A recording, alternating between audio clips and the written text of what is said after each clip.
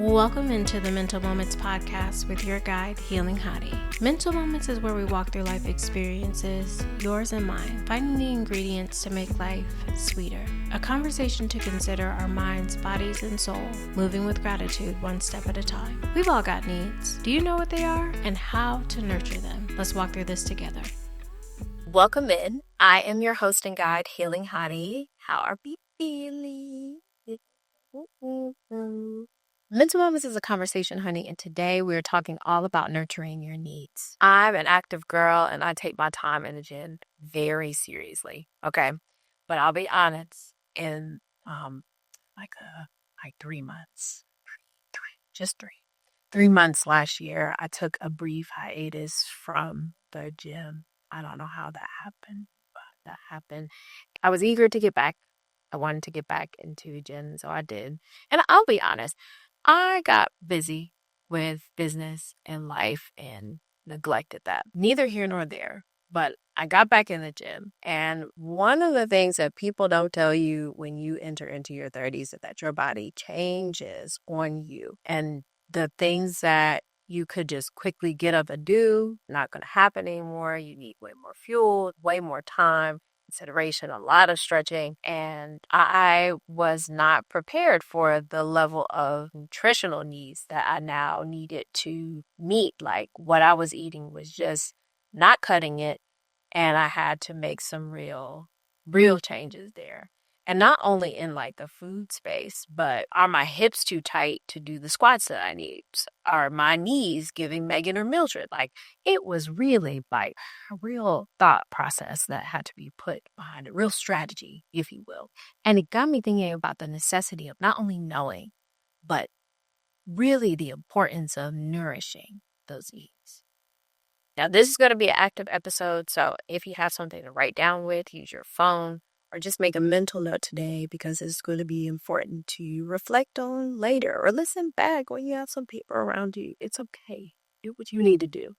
We are going to take some notes today. In order to nurture, you have to understand what you're nurturing.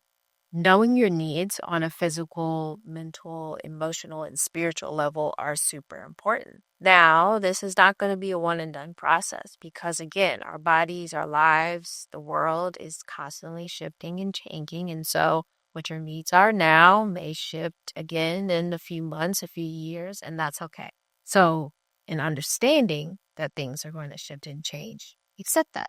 And that's a good thing. And just think of learning what those needs are now will help create this pace and process for keeping a pulse on what they are and what's required to fulfill them. As we start to explore our needs, think about what makes you feel loved, good, and the things that require long-term effort, but may have some short-term discomfort. So now focusing in on me. For my needs in each of those categories that I named, so spiritual, mental, physical, and emotional, look like drinking plenty of water, looks like having a quiet morning, praying multiple times a day, and having a personal space, personal outlet, if you will, to express my thoughts. As we start to explore those needs, though, it's going to be important to understand the why behind those needs. There is a reason for each and every one of your needs, okay?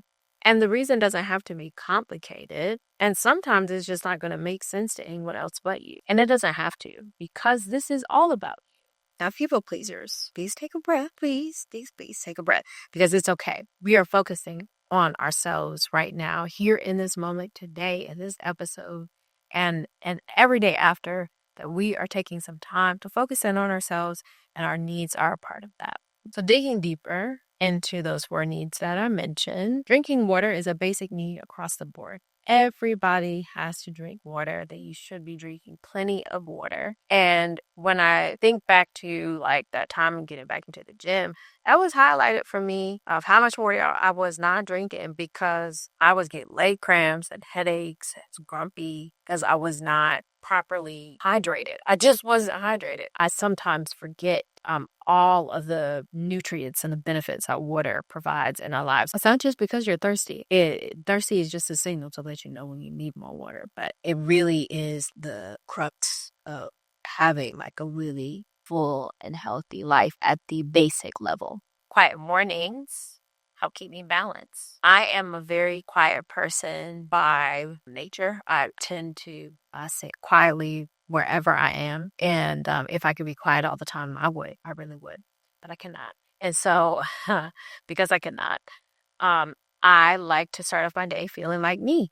I like to start my day with gratitude, and with a bunch of noise around me, it's hard to do that. It's not impossible, but it is hard for me to do that. And so if I'm able to create a space at the very beginning of my day, not only to be quiet, but steep in like gratitude, move slowly, it really allows me to set this pace for the day of like a center that I can return back to. In those quiet mornings, though, I really wake up, I'm quiet, and I try to roll right into prayer, because praying multiple times a day keeps me from making rash decisions, y'all. Listen, I am pretty patient, but sometimes that patience runs out. And sometimes, I get a little angry, okay? And when all of those things start to rile up, or like there's a lot going on, a lot of shifts and changes with like my business, it gets, I have to find it. I have to take a minute. And so praying first in the day, but throughout the day, really helps keeps his pace. And this is something that has been the frequency in the throughout the day, and the amount of times that I pray has increased over the years, because I've had so much change and things transform and shift that I could not lean on my own understanding. And there's just some things in life that I don't understand, and I'm okay not understanding, but not being alone in that. Building a space of intimacy with God has really transformed me as a person. So I'm grateful for that, but I know that it's not a one and done thing. It's something I need throughout the day to keep me whole. Another and the last need that I'll highlight is the personal outlet to express my thoughts. That's something that's developed over the past 4 or 5 years in this healing journey, because there was a lot happening, a lot of things that were just unbelievable at some points, very difficult things that happened. And it's great to talk to other people about like what's happening in your life, but I wanted to understand really how I was feeling. And so not only in journaling was I able to do that, but I also started video journals as well that will probably remain just for me for the most part, but it allowed me to keep track of like where I was in life, what I looked like, how stress showed up in my face, what I was wearing, but what struggles I was going through, what good things I was going through from the perspective of me at that time. And it wraps my needs up in a bow, honestly, when I have that space to check in with me. It keeps me in that practice. It allows me to have some gratitude. It allows me to mourn, some moments of my life. It allows me a space to like really reflect and not have any other vantage point but like my own, and hearing my voice. Like it gives me so many, I could go on and on and on about what this has done for my life. This podcast is a version of that. There are so many different stories and things that have happened that I will share here, and actually having to go back and structure it in a way that will like convey and tell this like and paint this pretty picture, or not so pretty picture, has been such a space of release, a space of healing for me continually. Our needs can be very private that way, and that's okay, because it is, in this case, it is about me. But it was a beautiful journey to figure that out over the years of like, I actually want to see that back. I actually want to see me from an outside point of view. It was just a great discovery. And so I encourage you to like really don't limit yourself to like the basic essential things.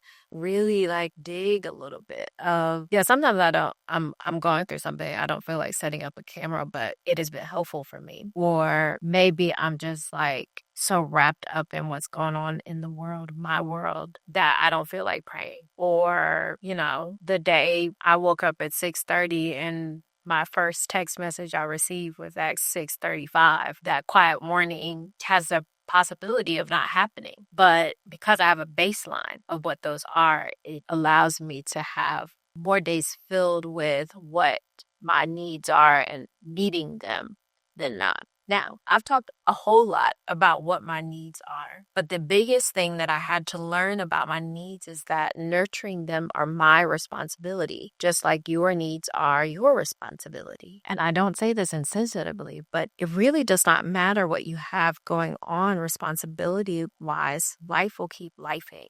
And I don't say that like, oh, like meet your needs and nothing's going to impact that, because no, there are a lot of things that will draw you away from what's important in life. But your needs have to start to feel like a non-negotiable, because they are. They can't be contingent on whether or not someone or people or the world is respecting you enough, give you the space enough to meet your needs. It can't be. And I want you to hear me clearly on this. It cannot be bred from a space of resentment either. It can't be, well, no one else is going to do it for me, and I can't rely on anyone else to do it for me. So I have to, no. Because then that puts the onus on everyone else. It puts the onus on others to keep track of the changes that are happening within you constantly in order to meet those needs. The only person with you 24/7 here on this earth is you. So you have to know you better than you, and you have to consider you better than anyone else. And if you're not in the process of doing that, because you are in the space where you are serving and curating and considering others' needs, especially for the parents out there, I hear you, but that's not a fulfilled life. That is a space where we are pouring from an empty cup, and we are starting to shift our lives up together. We're shifting our lives where we are creating a space where we have a full cup and we're pouring from that, and it is readily replenished because we are putting in the right things. We're making sure we're structuring our lives to pour in the right things. So no matter what, your needs should be met. They deserve to be met, and it has to be one of your top priorities in life to meet your needs from this day forward. So if nurturing you has been a bitter process, laborious, however you said it. Is it laborious? It can be a negative process is what I'm trying to say. It must be and remain a process of self-love. And remember that love is a verb. It's an action. And your needs are not a chore or just another thing for you to do. It really is a building block for you to have and maintain a fulfilled life. And you deserve a fulfilled life, right? Of course you do. Yeah, that's the answer to that. You do. You absolutely do deserve a fulfilled life. And so if you haven't told yourself that today, say, I deserve a fulfilled life, because I know I do. Anyway. That's all I have for today. But remember, this is a conversation. So make sure that you follow us on Instagram at Mental Moments and Healing Hottie, so that way we can keep this conversation going. And remember, if you don't think of anything else today, that you deserve a fulfilled life. And I pray what took me 12 steps takes you 3, and keep building a life that you will be proud of no matter how long it takes. Until next time.